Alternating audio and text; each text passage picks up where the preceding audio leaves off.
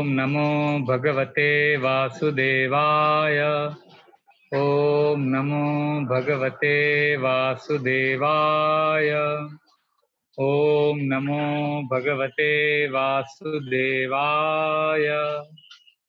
नारायणं नमस्कृत्यं नरं चैव नरोत्तमं देवीं सरस्वतीं व्यासं ततो जायामुद्धीरये। नष्टप्रायेषु अभद्रेषु नित्यं भागवत सेवया भगवतीरुत्तम श्लोके भक्तिर्भवति नैष्टकी।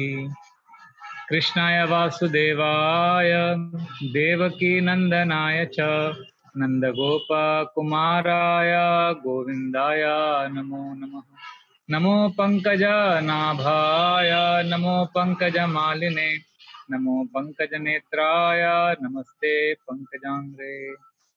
ॐ अज्ञानतिमिरन्धस्य ज्ञानाञ्जनाशलाकया चक्षुरुन्मिलितं येन तस्मै श्रीगुरुवे नमः। मूकं करोति वाचालं पङ्गुं लङ्घयते गिरिं यत्कृपातमहं वन्दे श्रीगुरुदीनतारिणं परमानन्दमाधवं श्रीचैतन्यमीश्वरम्। नमो ॐ विष्णुपदाय कृष्णप्रेष्ठाय भूतले श्रीमते भक्तिवेदान्त स्वामिनिति नामिने। नमस्ते सरस्वते देवे गौरवाणी प्रचारिणे निर्विशेष शून्यवादी पाश्चात्यदेशतारिणे। वाञ्छाकल्पतरुभ्यश्च कृपा सिन्धुभ्य एव च पतितानां पावनेभ्यो वैष्णवेभ्यो नमो नमः। जय श्री कृष्णा चैतन्य प्रभु नित्यानंद श्री अद्वैता गदाधर शिवासादि गौर भक्त वृंद। हरे कृष्णा कृष्णा कृष्णा हरे हरे, हरे राम राम राम हरे हरे। हरे कृष्णा कृष्णा कृष्णा हरे हरे, हरे राम राम राम हरे हरे। हरे कृष्णा कृष्णा कृष्णा हरे हरे, हरे Ram Ram Ram Hare Hare. Hare Krishna. We welcome all devotees and participants to our fourth session on the topic of spirituality, moving from practical to personal. And we are discussing the case study of Dhruva, who allowed the Lord to direct his life, and he surrendered completely to the Lord's desire. So we'll continue with the Dhruva Maharaj's prayers, and then we will conclude the seminar with something practical on being personal. In a sense, we want to move our life from leading or from being obsessed with being practical. We want to become personal with relationship, in our relationship with God. But still, personal relationship with God is an abstract concept for many. So we'll discuss some practical steps to move out of practical obsession and live a life of personalism. So Dhruva, he has now offered a beautiful contrasting prayer. Initially, he was obsessed with wanting a kingdom greater than his great-grandfather. And now he's telling the Lord that, my dear Lord, Nyunam vimushta mataya stava mayayate. Your maya has influenced a person, a foolish person. Etvam bhavapyaha vimokshanam anya heto. One who has come to you and is asking for something other than service to you. Archanti kalpakatarum kunapopa bhogyam. He is a foolish person who is trying to enjoy a dead body. So this is the graphic contrast that Dhruva Maharaj is giving. And therefore he's saying that Icchanti asparshajam niraye pindranam. The one, a person who desires to enjoy sense gratification, he is a foolish person because he is desiring something which is available to animals and in hellish existence. So Dhruva is made a very big leap, from the zone of sense gratification. He has entered the zone of struggle, and from the zone of struggle he has entered the zone of surrender, where he has given himself completely to the Lord's will. So now he's contrasting the desire for sense gratification with the desire of living our life as an expression of surrender to the Supreme Lord. He says in a very beautiful prayer, Ya nivritis tanubratam tavapada padma dhyanat bhavat gunakata shravanena vasyat Sabrahmani swamahimne apinatamabhut kim tvantakasi lulitat patatam vimanat. He's saying, my dear Lord, one who gets attracted to you, ya nivritis tanubratam tavapada padma, your lotus feet has got nectar. So one who is hearing about your pastimes, the nivritis, the joy that he experiences, that is incomparable to anything material. Now, we may be interested in sense gratification, and we may think the pleasure we experience through bodily connection must be very high. But Dhruva is saying that when we hear about you and remember you, in contrast to that, everything is insignificant. Dhyanat bhavad gunakata shravanena vasyat. In the joy of meditating upon your form by hearing about you, nothing comes close. In fact, the joy of remembering you and hearing about you is so high that Sabrahmani swamahimni apinatamabhu. The joy of Brahman realization. We discussed in our second session on the joy of seeing Krishna in every aspect of our life. So that Brahman aspect, which is one of the three aspects of realizing the supreme absolute truth, Dhruva is saying that highest happiness in the material world, everyone wants Brahman happiness. But he's saying, Sa Brahmaniswa Mahimni Apinatamabhut. It is as if, in compared to your glories and hearing about your glories, Sa Brahmani, the happiness of Brahman is as if it doesn't exist at all. That's how powerful and glorious is direct hearing and remembering you is.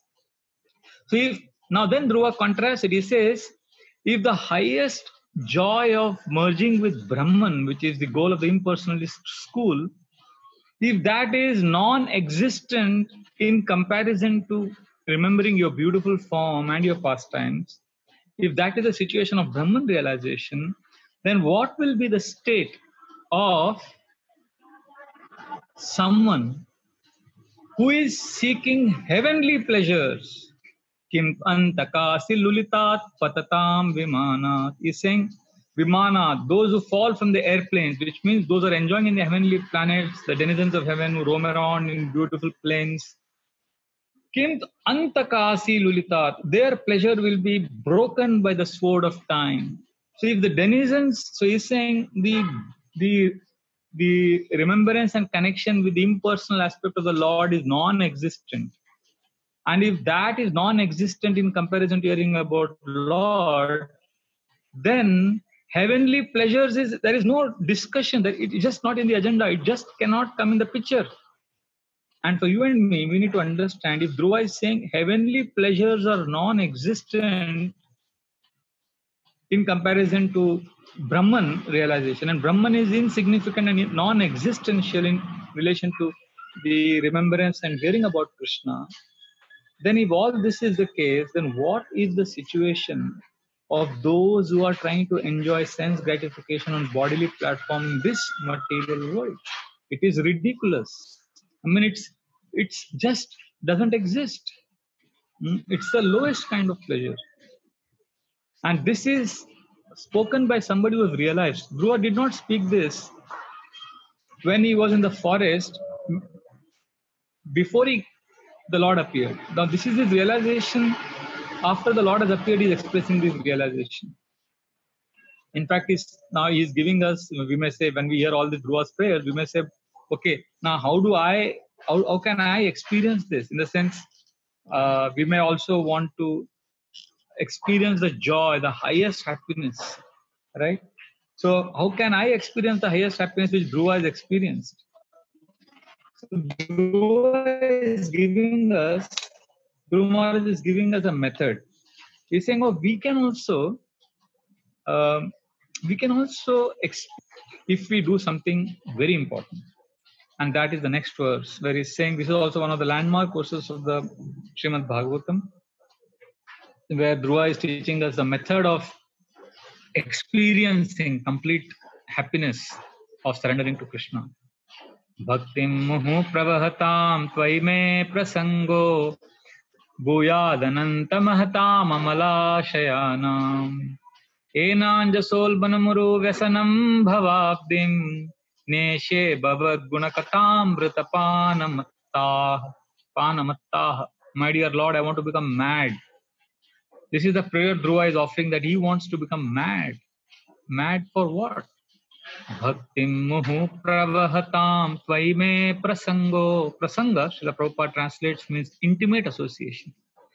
Dhruva Maharaj is not simply asking for association. He is asking for intimate association of who? Bhaktim muhu pravahatam. He is asking for intimate association of those people who are living in continuous association of Krishna Katha. Those who are continuously rendering devotional service, I want intimate association of such people. So Dhruva Maharaj is asking for that blessing, which is freely available to most of us in ISKCON. We are getting devotee association all the time. And Dhruva is asking for this benediction. Bhaktim muhu pravahatam tvaime prasango bhuyadananta mahatam amala shayanam. I want association of those devotees who want to free their heart of all mala, all contamination. Those who are aspiring to be pure, I want their association.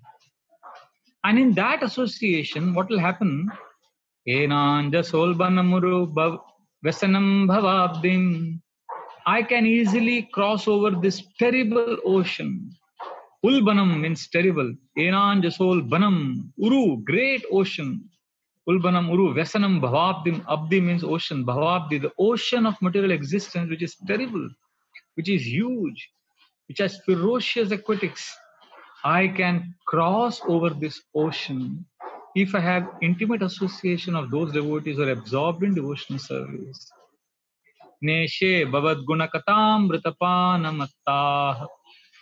And that solution, or that way, method by which I can cross over this ocean, is to hear and chant your glories, my dear Lord, in the association of your wonderful devotees.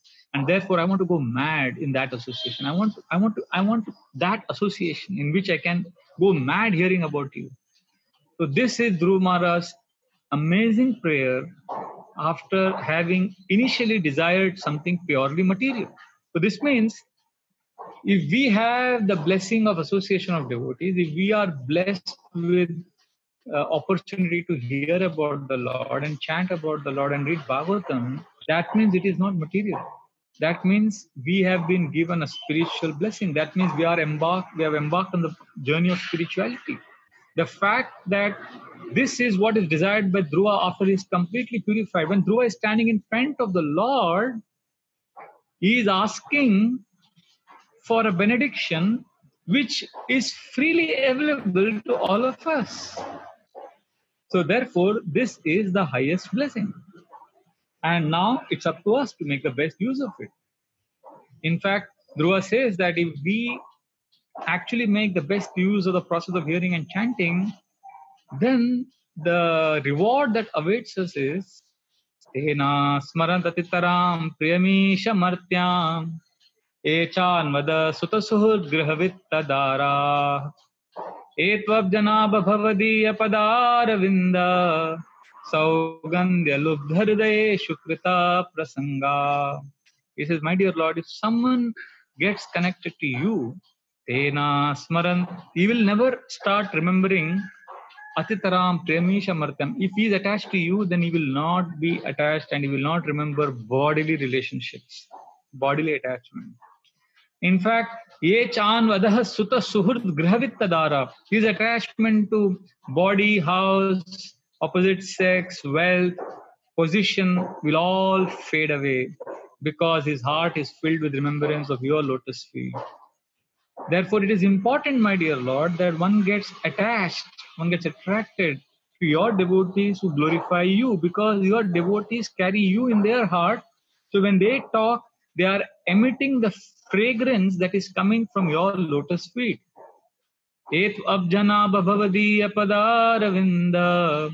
Abjanaba means the Lord with the lotus navel. Saugandhya lubdharday shukrita prasanga. So devotees who glorify you, they are glorifying you because they are experiencing the fragrance that is coming from your lotus feet. Saugandhya lubdharidayeshu. And their heart is filled with love for you. So when they talk, they are emitting that fragrance, they are emitting that love which is there in their heart, which is there because of remembrance of your beautiful pastimes. So I want that association. And in that association, I will go mad remembering you. And this is the greatest benediction. So from a person who wanted a kingdom, who wanted material opulence, his desire now is to simply sit and hear about Lord Krishna. And now he says that what a fool I was, that I was asking for so many material things earlier. Aho bata mamanatmam mandabhagyasya pashyata bhava chiddah padamulam gatva yache yad antavat. Aho means alas, mamanatmam, look at my fallen condition, my dear Lord. Mandabhagyasya, look how unfortunate I am. Mandabhagyasya pashyata, just see my condition, my dear Lord. That I came to you, bhava chiddah padamulam. Manu remembers the lotus feet. He can break attachments to material world, but still, gatva yache yad antavat, still I came to you asking for perishable things. One who comes to you will be given eternal blessings, but I am a fool, I came to you. I could have got eternal blessing, but I am asking for perishable things. Oh, how foolish I am, how unfortunate I am. Now, when we read this prayer of Dhruva, we need to be careful. We need to remember that Dhruva is offering this prayer not as a practice. It's not that he is chanting this prayer so that Lord will appear before him. No, the Lord has already appeared. He has chanted Om Namo Bhagavate Vasudevaya. We chant Hare Krishna so that the Lord appears. So that the Lord gives us a taste. And once a devotee experiences that presence of the Lord and his heart is filled with so much love, that automatically this kind of prayer comes out, where he is condemning himself as unfortunate, as foolish, as ill-advised, as terribly fallen. This is not to be imitated. We can't go to Krishna and say, Krishna, I'm so fallen. Krishna, I'm so degraded. What happens is the subconscious mind takes only the fallen, degradation, the negative self-talk gets registered in the mind. Therefore, before we condemn ourselves, because right now we are working on sambandha, we are trying to establish a relationship with Krishna. A relationship is not established as yet. So in the process of establishing a relationship, it's better we present ourselves positively and cheerfully in front of the Lord. And let us be situated on a platform of confidence and cheerfulness, not unrealistic and unnatural self-condemnation. Dhruva is saying out of great joy, it's just pouring out. When you're in ecstasy and you condemn yourself, that's perfectly bona fide, because you have no control. It's just coming out of your heart, which is filled with love. When our heart is filled with pain and suffering of material world, and then when we condemn ourselves, then we attract more negative forces. Therefore, we need to be careful. Dhruva is revealing in the next verse that there is something called as duality. This world, we constantly live in fear because we are affected by duality of victory, prasuptaiva binna tappe dvitiye piyasati bhratar rudruja. My dear Lord, the fact that I considered my brother as my enemy, Dhruva was saying, because he wanted a kingdom, he wanted to be better than his brother. He says, Bhratar, Bhratravya, I considered my own brother as an enemy because Tapye Ditiye, I was affected by the duality, and that is because of your illusory energy. I was seeking material benedictions. Therefore, I have unfortunately taken shelter of your illusory energy. Prasupta, it was as if I was in a sleeping condition. Now I have woken up. Now I can't afford to think like this. I can't be in this negative mindset. I know many people who have been affected by certain addictions and they were not able to get out of their addictions because they were trying to avoid some problem, but because of feeling bad and constantly condemning themselves as fallen for being so fallen, they attracted that very situation that they wanted to avoid. Like if somebody is into drugs or alcohol and he's then condemning himself as fallen, oh, I'm addicted to alcohol, I'm addicted to drugs, I'm addicted to pornography. So somebody is addicted to these things and he's feeling bad about it and he's condemning himself that he's fallen. Then what happens is that negative self-talk that I am fallen. See, there is a difference between having an addiction and being an addict. You are not an addict. You are a wonderful human being who has an addiction. But unfortunately, what happens is we take it so personally. We take our problems so personally that we identify and we merge our identity with our addiction and our problem, that our consciousness becomes one with it. So when I say I'm fallen, I'm not good, I actually, that becomes me rather than I having an addiction or a problem. That problem becomes my identity, and that is not the best way to come in front of Krishna. We come in front of Krishna in a pure state, in a state of joy, of Satchid Ananda. The state of soul, the state of surrender is Satchit Ananda, pure, eternal, blissful soul. That's not a state of condemnation. So when we see, so if I'm addicted to bad things and I wish I don't have those addictions. But if I condemn myself as bad, then I'm bad. My subconscious mind registers myself as a bad person. If I'm a bad person, then what should I be doing? Then I should be doing bad things, right? If I'm a bad person, then I'll do bad things. And therefore, I will get attracted to that very addiction, which is a bad thing. Because I'm bad, I will do that more. So negative self-talk reinforces destructive behavior. That is the point. So when Dhruva is condemning himself, we need to remember that this is a beautiful prayer of love. So if I'm not able to say that I'm fallen out of love, then don't say that. Focus rather on developing that love for Krishna, glorifying Krishna's beauty. And in that, when Krishna touches the soul, automatically self-condemnation will come. So our goal is to get connected to Krishna. See, when we criticize ourselves as fallen, and when that becomes my primary identity, there is no Krishna because that is falsehood. Therefore, Dhruva is in a different state now. He has been touched by the Lord. He is experiencing the ecstasy of the Lord. Therefore, he says in his prayer, he concludes his prayers by saying, Swarajyam yachato maudyan mano me bhikshito bata Ishvarakshina punyena palikara nivadana. He says, you are giving me Swaraja, you are giving me your own kingdom. You are giving me connection with you, my dear Lord. Parajam yachato maudhyan. But look at me, my foolish personality. How foolish I am, my dear Lord. Mano me bhikshito pata. I am like a useless, foolish beggar who has gone to a king. Ishvarat kshina punyena. A beggar who is devoid of all pious credits. When he goes to a wealthy king, what should he ask for? And the king is generous. He is willing to give anything the beggar asks for. But what does the foolish beggar ask for? Ishvarat kshina punyena palikaran ivadhana. He asks for broken pieces of husked rice. Is that what you ask?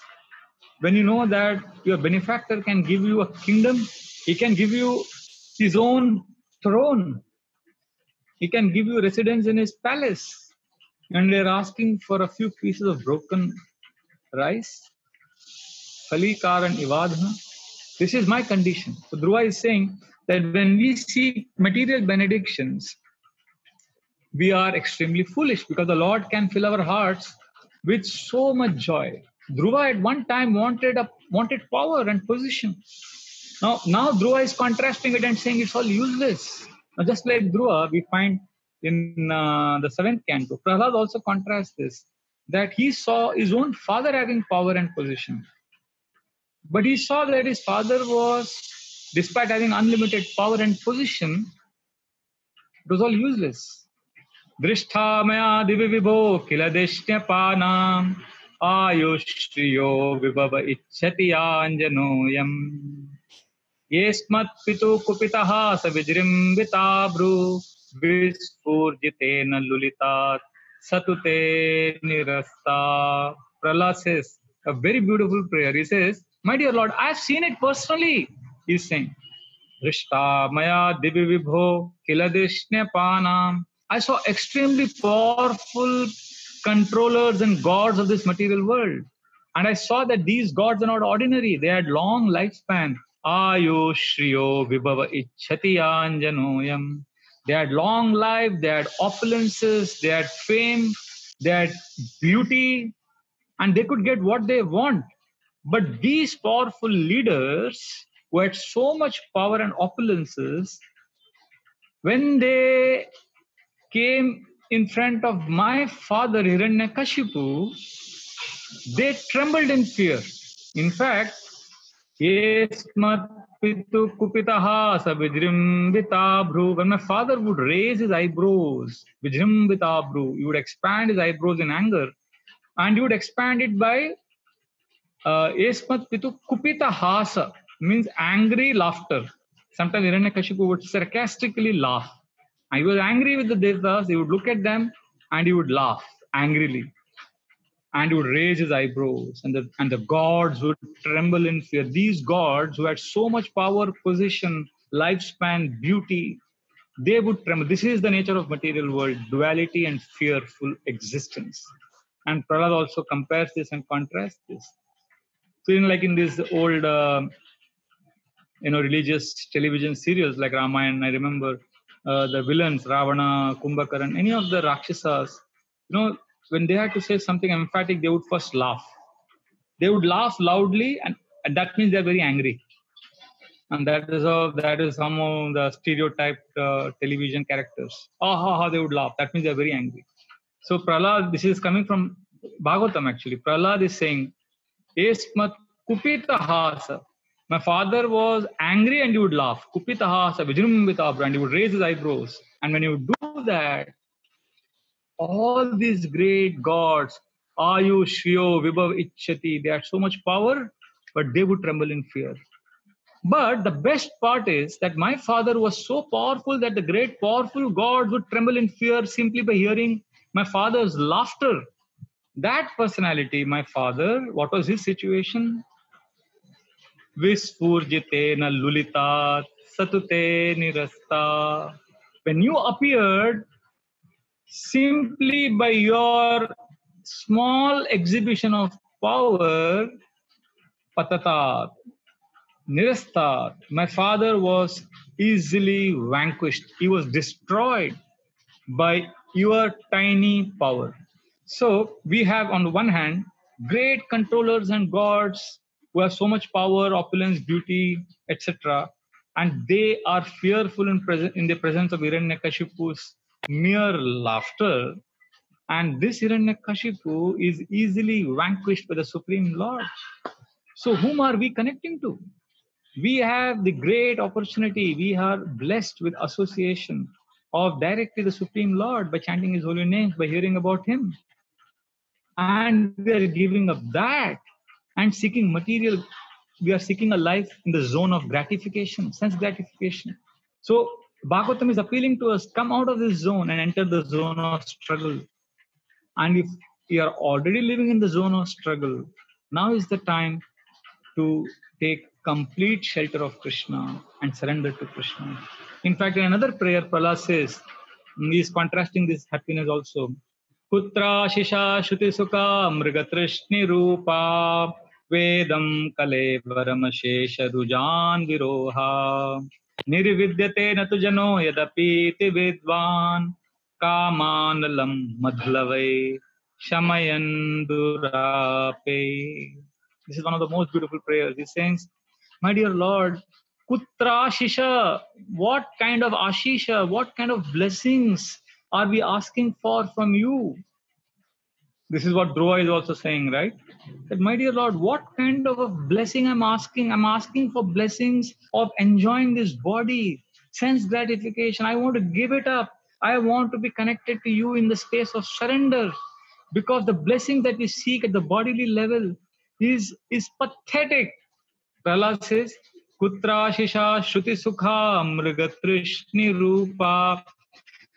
These blessings that we want are Shruti Sukha. They're very pleasing to hear. When somebody says, may you live a long and healthy life, Shruti Sukha, that is so pleasing. On your birthday, if somebody says, I pray that you get a huge, opulent, beautiful house as a gift. May you get billion rupees as some jackpot, some lottery. May you get so much of money. When we hear that Shruti Sukha, this is what we love to hear. And if we get those blessings, Kutra Shisha Shruti Sukha Mrigatrishni Rupa. This is Prahlad's verdict, that the blessing that we love to hear about, even if we get it, it is like Mriga Trishni Rupa. It is like a mirage in a desert. So if you're walking in a desert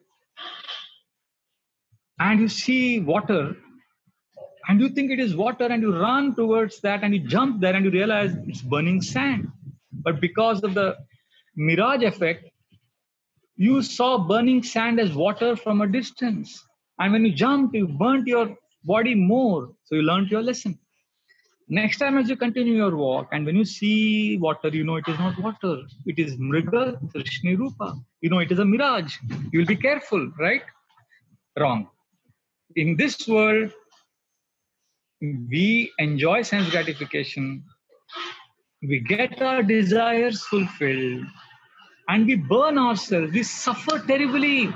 Although we got what we wanted. We all wanted to enjoy sense gratification and we got it. But we have burnt ourselves. We have realized it's a mirage.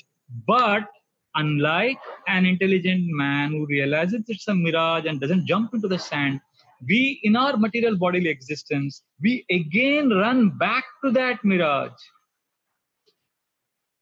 So, sense gratification is so powerful. We are trapped in the zone of sense gratification, which is a mirage. Prahlad, Dhruva are telling us, get out of this. It's a struggle, but get out of this. Not only is there a mirage in this material world, the means, the body, which is the main source of our enjoyment in this world, that itself is a source of misery. Kvedam kalevaram ashesha rujan viroha. Kvedam idam, this body, kalevaram, kvedam kalevaram idam, is saying this is ashesha rujan viroha. Ashesha means unlimited, rujan means disease, unlimited discomfort and diseases, viroha. This body is the abode, it is a place which generates unlimited suffering. This body, which is our greatest trump card, this body is what we think will help us enjoy sense gratification. This body is an abode, is a place from which a lot of diseases are created. And then there are sense objects which are like mirage. So we are so disconnected from reality.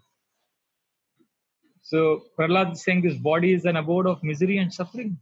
You take a simple example. On one piece of paper, you write down on the left side all the things you could enjoy with this body.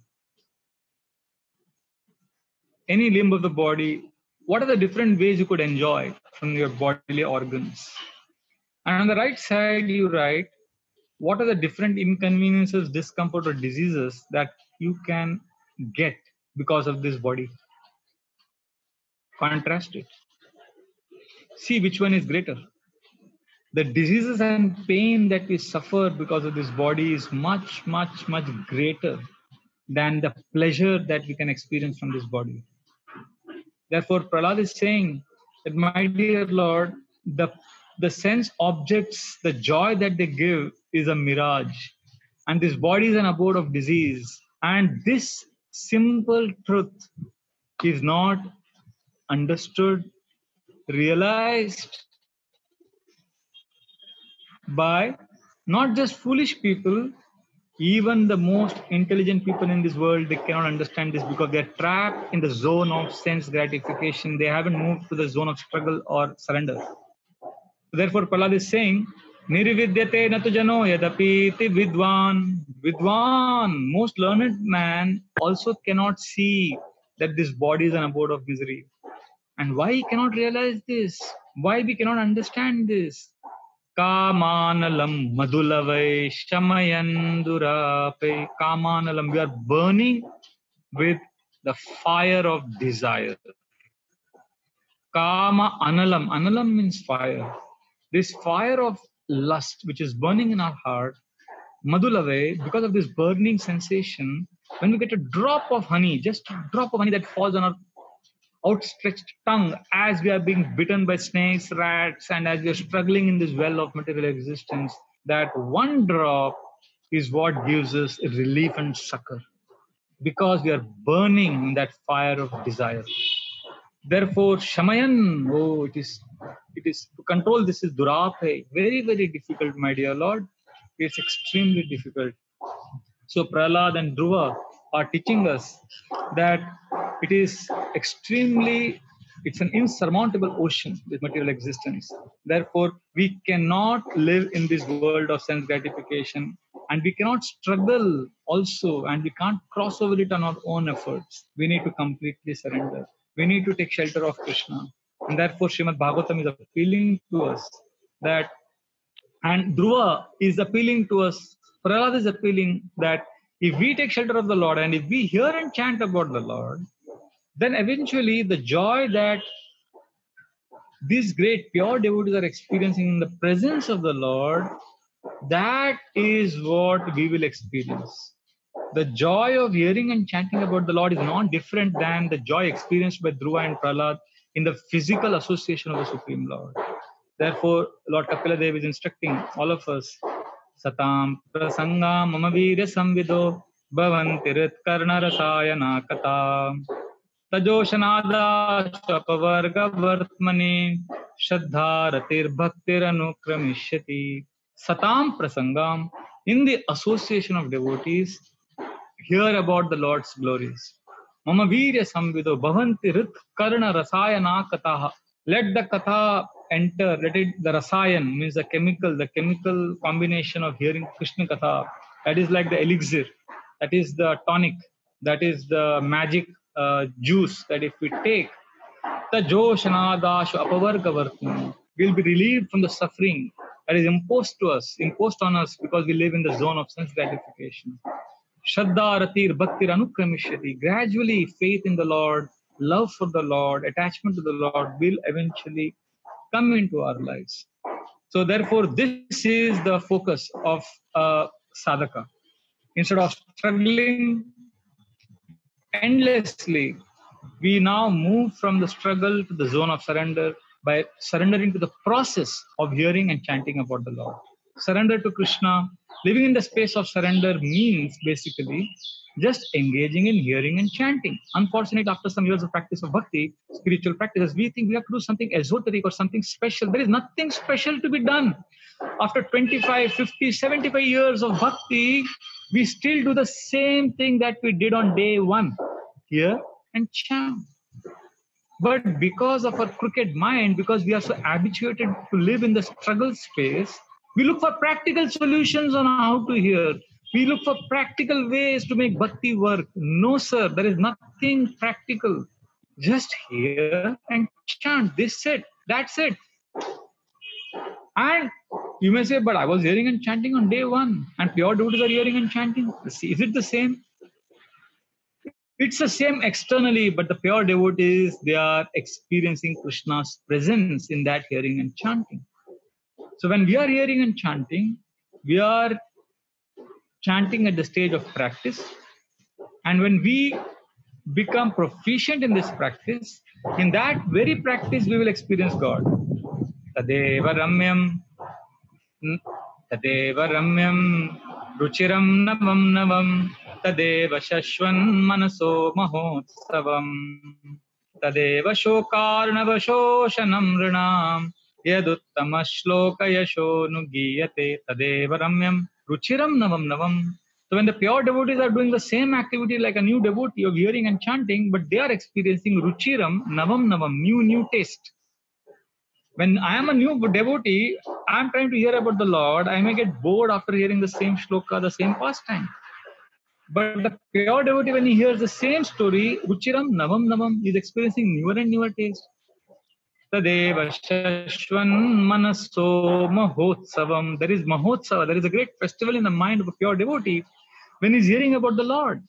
When we hear the same story, we find it boring. But for a pure devotee, it is Manaso Mahotsavam. It is a great festival in the mind. Tadeva Shokarnava Shoshanam Ranam. For the living entities of this material world, hearing about the Lord means the ocean of Shoka, Shokarnavam, the ocean of lamentation becomes dry in an instant. So, we are so sad, we are crying, we are suffering. It's like ocean. Imagine an ocean that dries up in a minute. That's how powerful Krishna Katha is. Tadeva shokar navashoshanam ranam yaduttama shloka yashonu giyate. Therefore, glorify Krishna. And therefore, we are now entering Janmashtami in a few days. And when we are going to celebrate Krishna's appearance by hearing about Krishna's pastimes, at that time we are going to chant more and more pastimes of Krishna, beautiful stories of Krishna. So we are preparing our consciousness now to surrender to the Lord as we enter Janmashtami. From a life of sense gratification, we have chosen the path of bhakti, spirituality, which is the path of struggle. And while struggling in this path of spirituality, bhakti, we want to understand that this struggle is a bridge in which we are crossing over and finally entering the stage of surrender, where we tell Krishna that Krishna, I am yours. I simply want to hear about you. I want to glorify you. I want to please your transcendental senses because I have now at last come to you. I don't need anything else. Parijat anjasa labdha saranga anyona sevate vadangri moolam asadhya sakshat kim kim ghnimai. Parijata, Anjasa Labdha, Saranga, bumblebee, is looking for nectar from different flowers. But finally, when it comes to Parijata flower, Parijat Anjasa Labdha, Saranga, Anyona Sevate, it doesn't go anywhere else. He doesn't feel like going anywhere else because Parijata flower gives him all the nectar that he's been looking for. Similarly, just like a bumblebee is completely satisfied after having come to the Parijata flower, my dear Lord, Parijatandjasa labdha saranganyona sevate tvad angri moolam asadhya. I have come to your lotus feet. Sakshat kim kim vrinimahi. What is the need to go anywhere else now? I'm experiencing the nectar of your pastimes. I'm experiencing the nectar of connection to you. So this is a devotee's prayer, that we want to remember the Lord. We want to connect to the Lord. We want to feel the richness of Lord's love in our hearts. And once that is experienced, that is a beautiful personal relationship with Krishna, which is uniquely special for each one of us, and it is different for each one of us. And once we experience that personal relationship, then all the practical seminars they don't mean anything. They may be needed for us to do our things in this world, but the place of action, the place of joy, the place where spirituality is thriving is the heart, the soul, which is filled with union, the joy of union with Krishna. Of course, when we talk about this personal relationship with Krishna, I know devotees will say, but you know, But still we need something practical. How can I develop that love for Krishna? Nothing, my dear friends. It's hearing, chanting, and service, and in the zone of surrender. Everything will be revealed. If you go to any military academy, you will see that in military academy they teach the students about different wars, the Napoleon wars and the American Civil War. How different generals fought, how they organized their armies, how different battles were won. So in any military academy, different battles are taught. But when an army soldier goes into the battle, he doesn't carry his notebook with him. And when he's in a provocative situation, the soldiers don't look at each other and say, okay, let us implement that particular lesson we learned in that war, or from that war. No.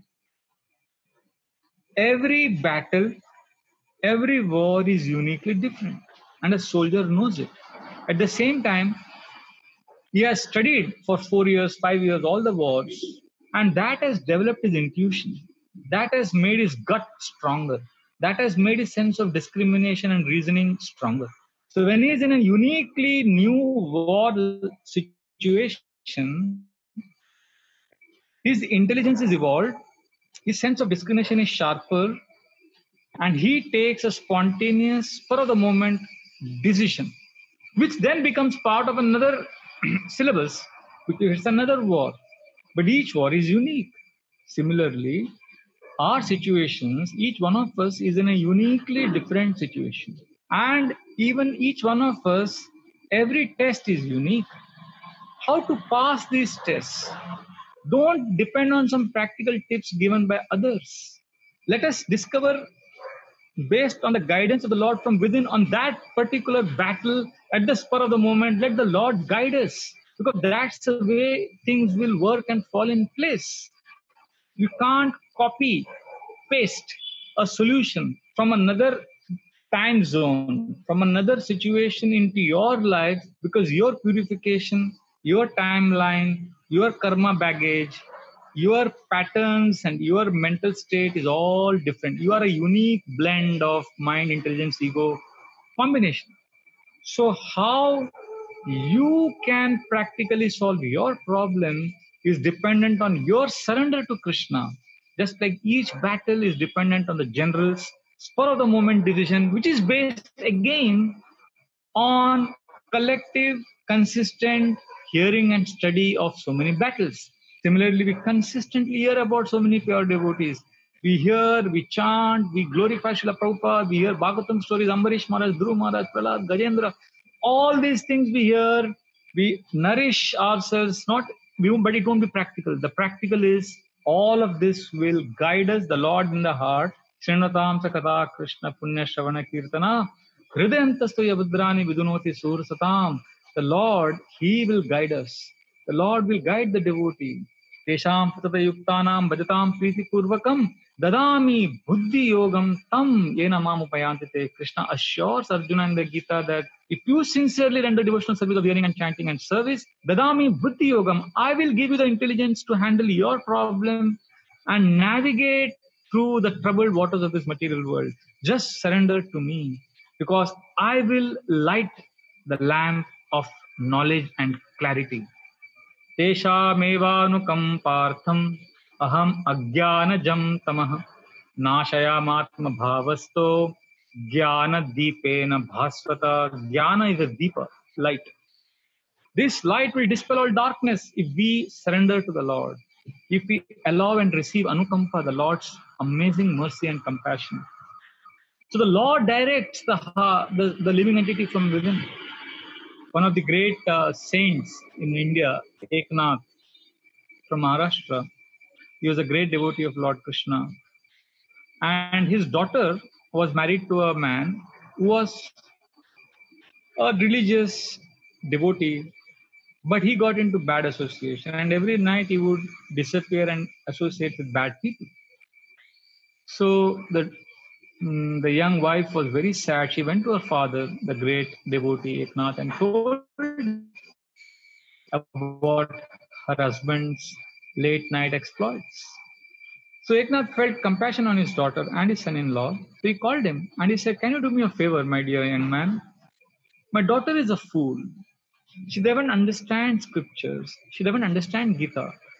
Can you just spend a few minutes every evening and just read little bit from the Bhagavad Gita, and then you can go and do what you want." So the young man said, "Okay," he obliged his father-in-law. So every evening he would read the Bhagavad Gita for his young wife, and as he read every day, every evening, and after a few days, the sound vibration, the sound that he was speaking, purified his heart, and he himself realized, and he got the strength, and he gave up this adventures of the night, and he stayed alive. And that's how his art was transformed. Therefore, instead of seeking ever new practical solutions, let us take shelter of the Lord through the process of hearing and chanting. And we will prepare, this is a preparation for the Janmashtami class that is going to happen now. And we are going to hear about Lord Krishna directly, the pure direct pastimes of Lord Krishna in this mood. Because this is what will guide us, this is what will give us succor and shelter. When we were in Sri Lanka, last year, 2019, February, I had gone with Govind Prabhu for a small yatra. I remember one day I gave a very practical class on mind and relationships, and there were a few people who were very appreciative. And next day I spoke pure direct pastimes from the Yuddha Kanda of Ramayana, which is known to everyone. You know, everyone in the Ramayana, from childhood we've been hearing who killed Kumbhakarna, who killed Indrajit, what happened in Ramayana.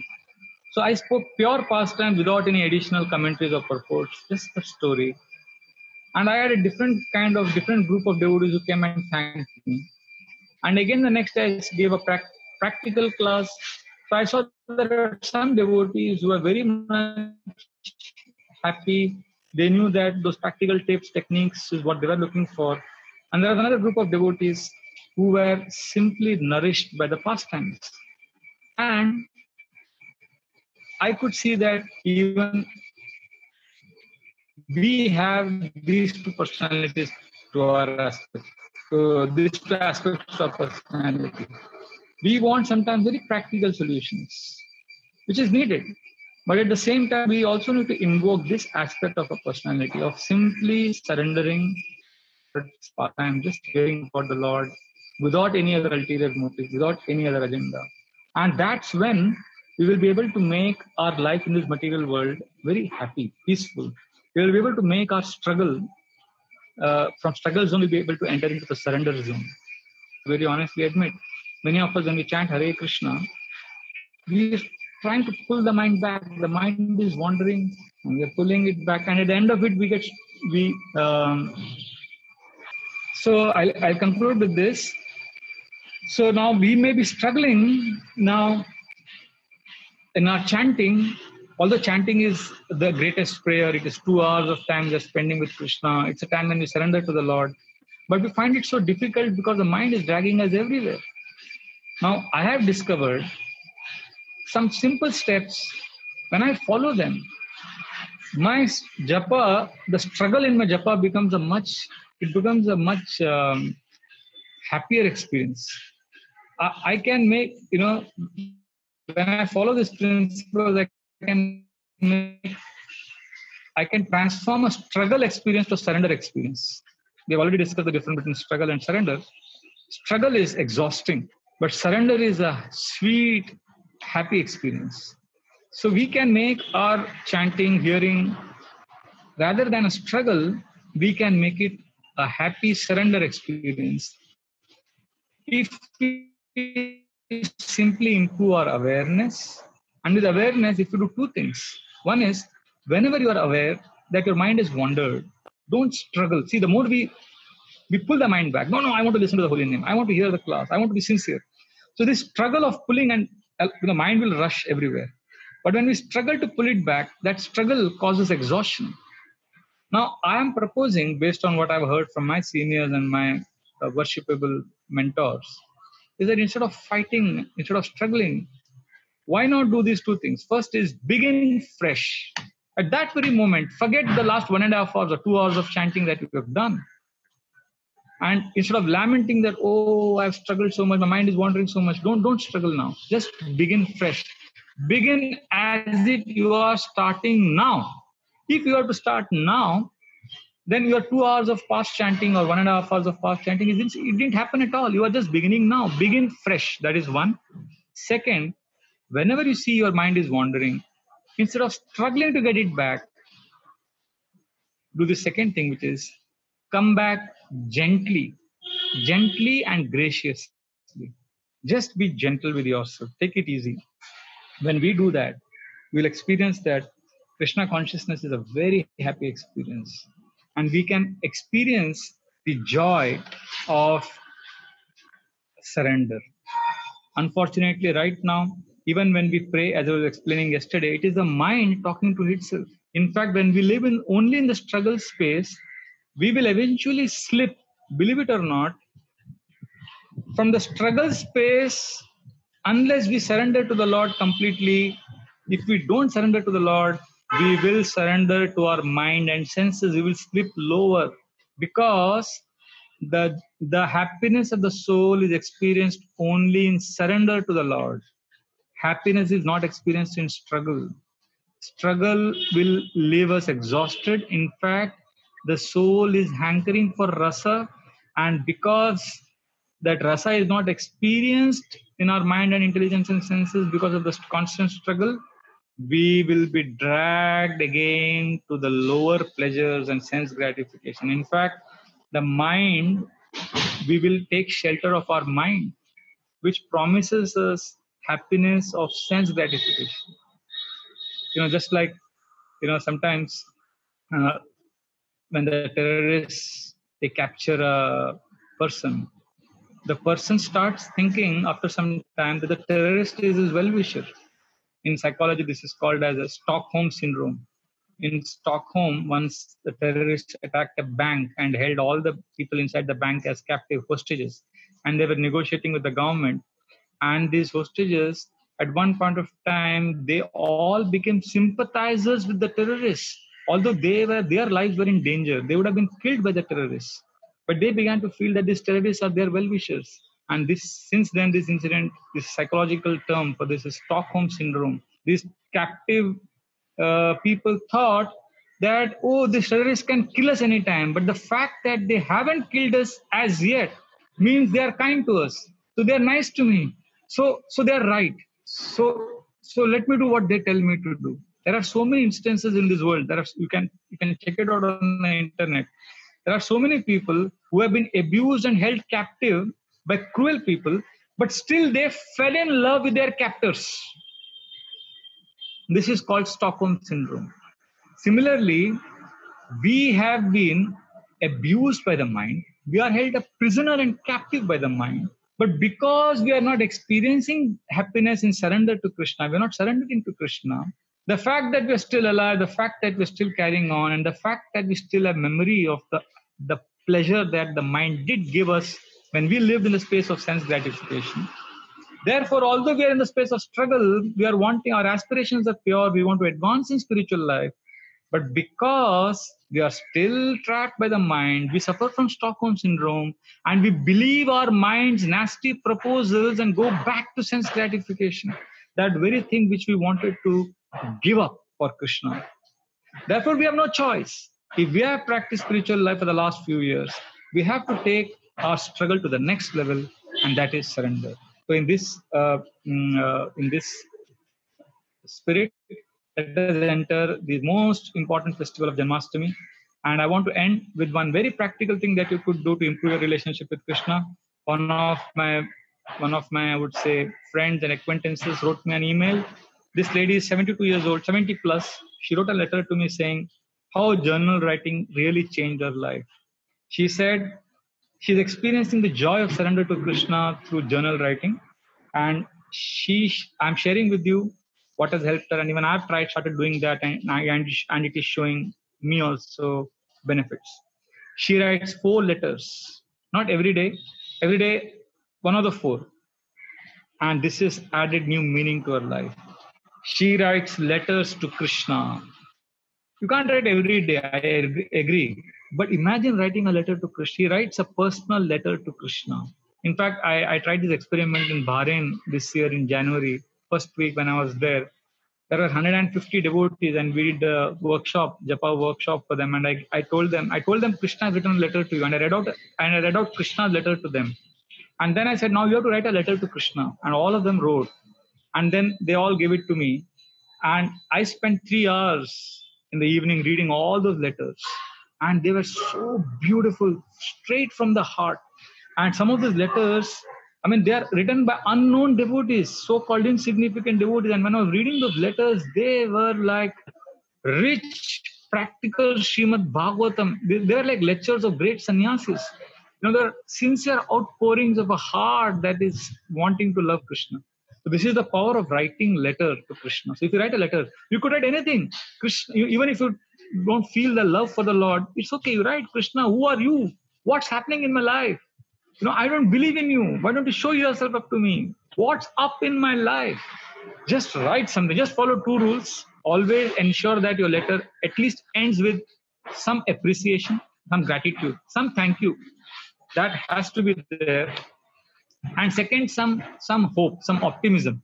Some optimism and gratitude has to be there at least a little bit. Otherwise, you can write your heart out. But do write a letter to Krishna. So this is what this lady has done. And she said it really helped her a lot. Second thing, she writes a letter to her spiritual master, although her spiritual master has left this world. But she feels great joy in writing a letter to her guru. Third, she says she writes a letter to Maya Devi. But she says, I have given a male designation to Maya Devi, like because she's from a Christian tradition. So she, like they believe in, they also know there is a Satan who is the competitor to God. So for her, it is Mr. Maya. It's her version, but she says it helps her connect to the Lord better. So she writes a letter to Mr. Maya. You have done this in my life. Why do you do this? Blah, blah, blah. So she's writing a letter consciously to Maya, to Krishna, to her guru. And then she said that in her life, she had 2 relationships with 2 men at different times. One relationship lasted for 25 years, another for 20 years. And these men had influenced her or impacted her life in a great way, and they still haunt her to a certain extent. So now she is fully absorbed in devotional service, but sometimes this past comes back to her. So sometimes she writes a letter to these men, although they don't exist, they're not part of her life. In fact, they are dead. I think one of them is dead already. But she writes a letter like to Mr. Paul, and then she enters that space. She writes a letter from her heart to him, and then she tears it off. Although it's a past, although it has got nothing to do with the present life, but she does write a letter. So the point I'm trying to make is writing a letter to the Lord, writing a letter to Krishna is a way we can translate our struggle to surrender. We can make our spirituality from a practical centered approach to a personal approach when we begin with writing letters to the Lord, when we begin by offering a sincere personal prayer to Krishna. So with this humble offering, I thank all of you for attending these 4 sessions on spirituality from practical to personal. And we discussed the examples from Srimad Bhagavatam and the 7th chapter of Gita. And I eagerly look forward to serving you on the Janmashtami series. We will have Krishna Katha glorifying Lord Sri Krishna on the occasion of Sri Krishna Janmashtami, which will come up very soon. Thank you very, very much. Hare Krishna, Krishna Krishna, Hare Hare. Hare Ram, Ram Ram, Hare Hare. Grantara Srimad Bhagavatam ki jai. Srila Prabhupada ki jai. Hare Krishna.